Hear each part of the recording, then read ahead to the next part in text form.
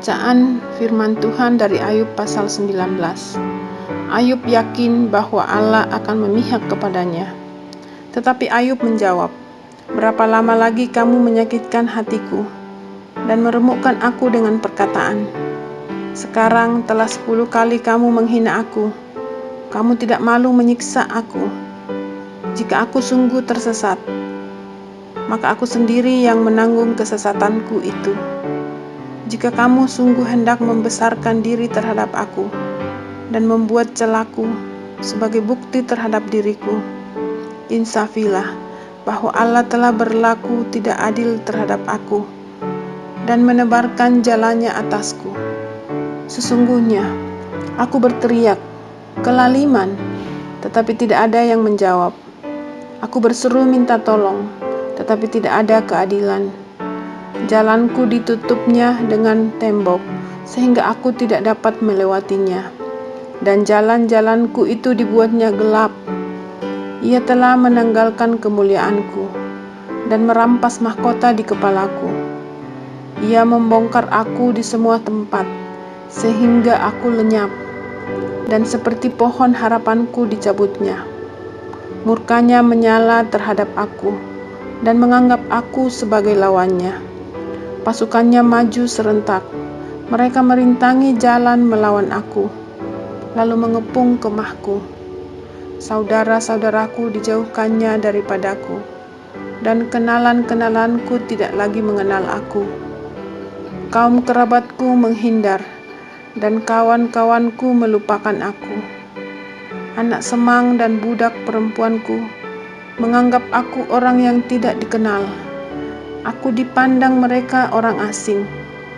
Kalau aku memanggil budakku, ia tidak menyahut. Aku harus membujuknya dengan kata-kata manis. Nafasku menimbulkan rasa jijik kepada istriku, dan bauku memualkan saudara-saudara sekandungku. Bahkan kanak-kanak pun menghina aku. Kalau aku mau berdiri, mereka mengejek aku. Semua teman karibku merasa muak terhadap aku, dan mereka yang kukasihi berbalik melawan aku.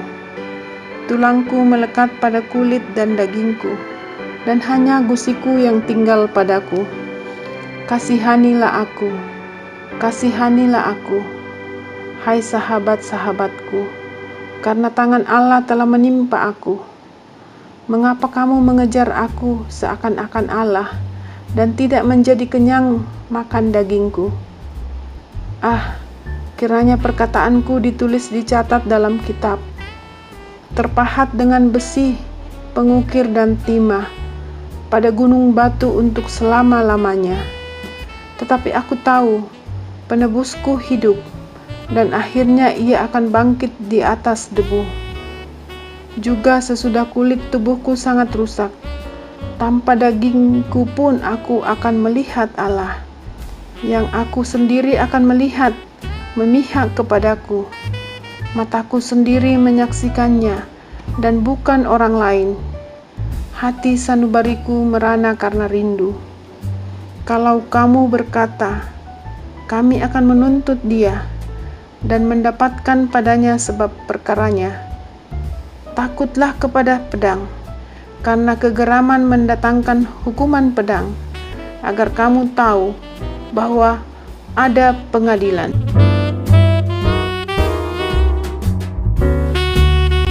Pembacaan firman Tuhan dari Ayub pasal 20. Pendapat Sofar bahwa sesudah kemujuran sebentar, orang fasik akan binasa. Maka Sofar, orang Naamah menjawab, oleh sebab itulah pikiran-pikiranku mendorong aku menjawab, karena hatiku tidak sabar lagi. Kudengar teguran yang menghina aku, tetapi yang menjawab aku ialah akal budi yang tidak berpengertian. Belumkah engkau mengetahui semuanya itu sejak dahulu kala, sejak manusia ditempatkan di bumi, bahwa sorak-sorai orang fasik hanya sebentar saja, dan sukacita orang durhaka hanya sekejap mata?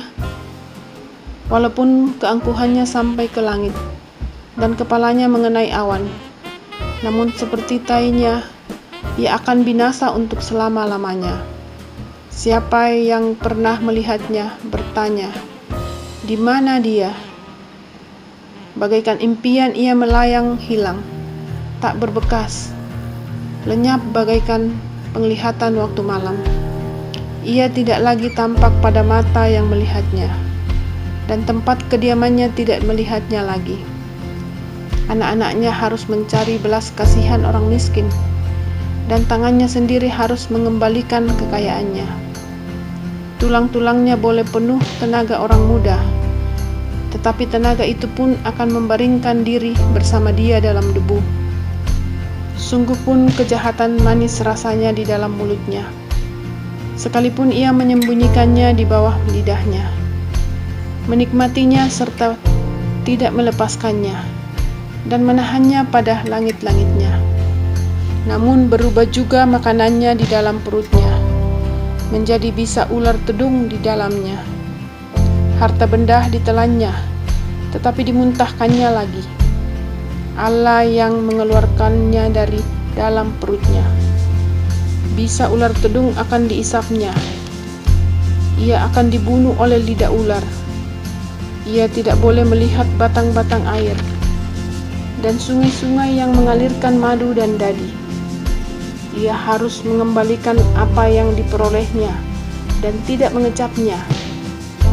Ia tidak menikmati kekayaan hasil dagangnya, karena ia telah menghancurkan orang miskin dan meninggalkan mereka terlantar. Ia merampas rumah yang tidak dibangunnya.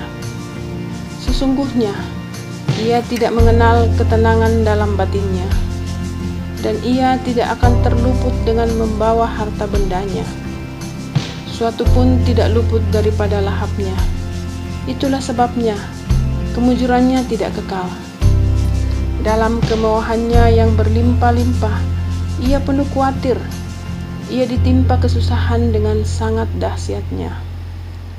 Untuk mengisi perutnya, Allah melepaskan ke atasnya murkanya yang menyala-nyala dan menghujankan itu kepadanya sebagai makanannya. Ia dapat meluputkan diri terhadap senjata besi, namun panah tembaga menembus dia. Anak panah itu tercabut dan keluar dari punggungnya. Mata panah yang berkilat itu keluar dari empedunya. Ia menjadi ngeri. Kegelapan semata-mata tersedia bagi dia. Api yang tidak ditiup memakan dia dan menghabiskan apa yang tersisa dalam kemahnya. Langit menyingkapkan kesalahannya, dan bumi bangkit melawan dia. Hasil usahanya yang ada di rumahnya diangkat. Semuanya habis pada hari murkanya. Itulah ganjaran Allah bagi orang fasik, milik pusaka yang dijanjikan Allah kepadanya.